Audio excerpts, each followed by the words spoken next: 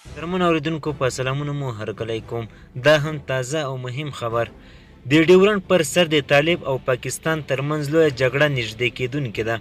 دوستانو ویډیو را سره تر پای وګورئ. که چیرته مو زموږ چینل نه وي سبسکرایب کړی چینل هم د سره سبسکرایب کړئ. پر ډیورنډ فرضي کرښه د طالبانو حکومت او پاکستان ترنګلتیاوې د ورځ تر بلې ډیریږي.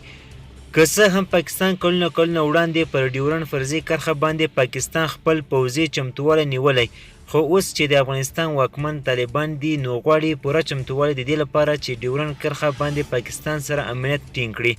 د افغانستان په جنوب شرق کې د طالبانو مسؤلین وایي چې له تازه پوځي زده کړو څخه فارغ شوي سرتیري د پاکستان سره پر ډیورنډ پوله باندې ځای پر ځای کوي. دا سرتیري د 203 منصوري کل اردو څخه فارغ شوي چې له پاکستان سره به پر ډیورنډ کرښه باندې ځای پر ځای شي. د منصوري کل اردو مسؤلین وویل چې دا سرتیري به هیڅ بهرني هیواد ته پر افغانستان د تیري اجازه ورنه کړي او پاکستان ته به اجازه ورنه کړي چې د ډیورنډ کرښه ته نږدې پوځي تاسیسات جوړ کړي.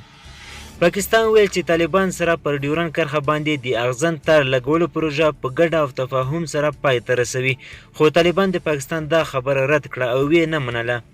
اوس تازه یو ځل بیا پر ډیورنډ فرضي کرښه باندې د طالبانو او پاکستان ترمنځ تازه نندرۍ رامنځته شوې او داسې فکر کیږي چې اخر به د دوی دوه نږدې دوستانو ترمنځ سختې جګړې رامنځته شي.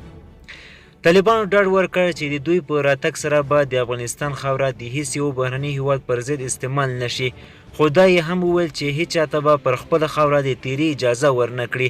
خو دا چې دوی نازولي پاکستان د افغانستان پر خاوره تیری کوي نو طالب اوس مهال تر یوې کچې جدي دی، خو معلومه نه ده چې یوازې دا سرحدي جدیت به یې تر کومه وخته دوام ولري.